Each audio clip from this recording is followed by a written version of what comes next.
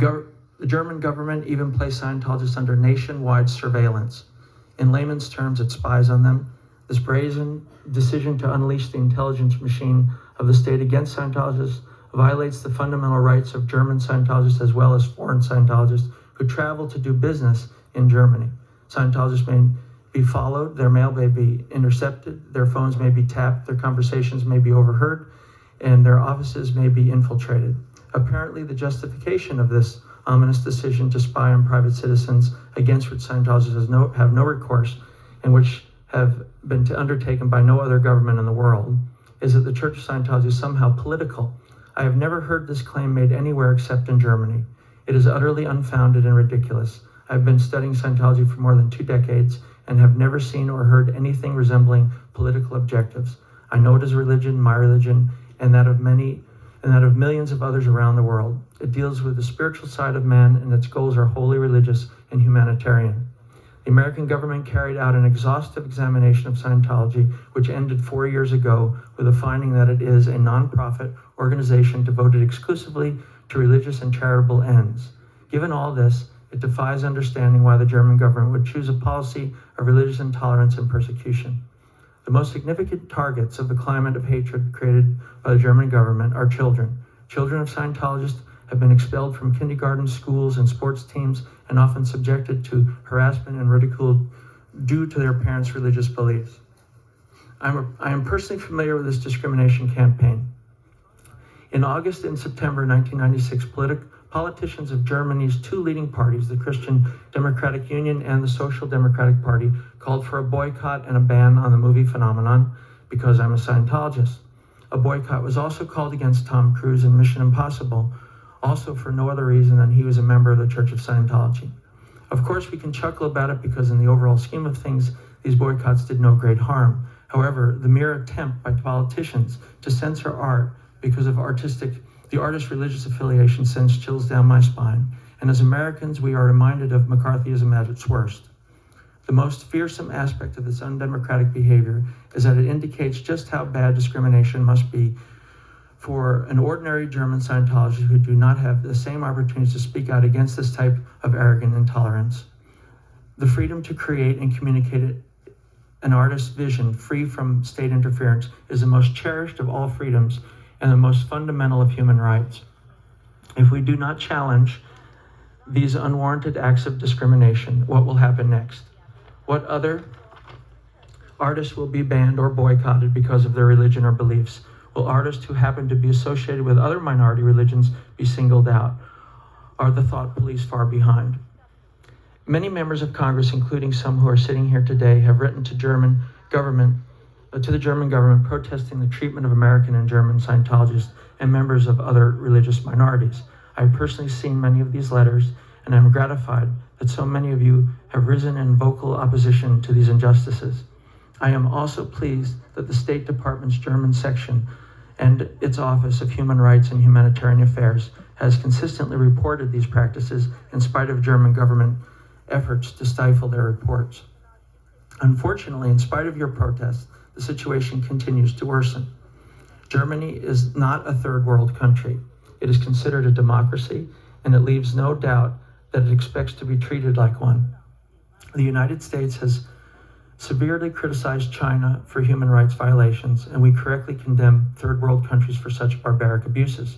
If we expect third world countries to listen to us and heed the moral dictates of an international human rights agreement, we must apply the same strict standards of criticism to our allies when they violate the human rights commitments they ought to be upholding.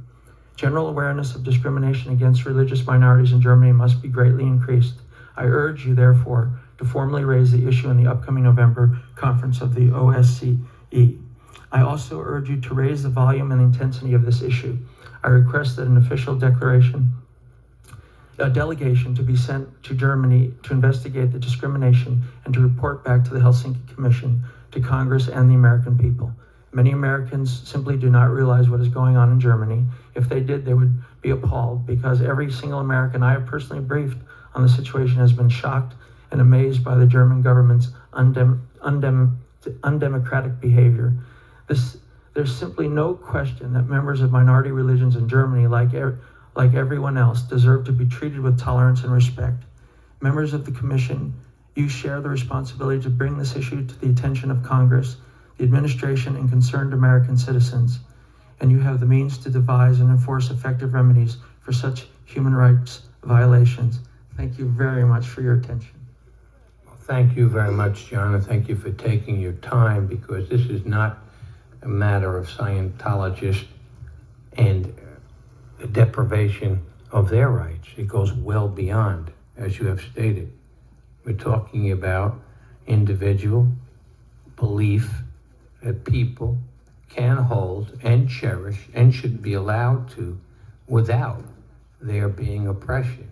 And I am shocked by this publication, as you have pointed out, that calls for the extermination, basically, of people who may have different views and beliefs, not just Scientologists. That is shocking.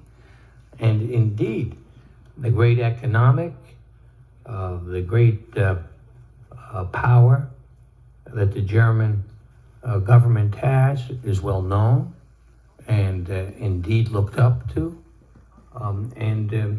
There is a very real question as to the totalitarian states that still exist, or states that have little in the way of democracy, if indeed they look and see what is taking place in a powerful, respected democracy, and what is to prevent them, and aren't they really being encouraged when it befits their own needs for political purposes to become involved in crushing or stamping out or holding up those who are different? Very easy.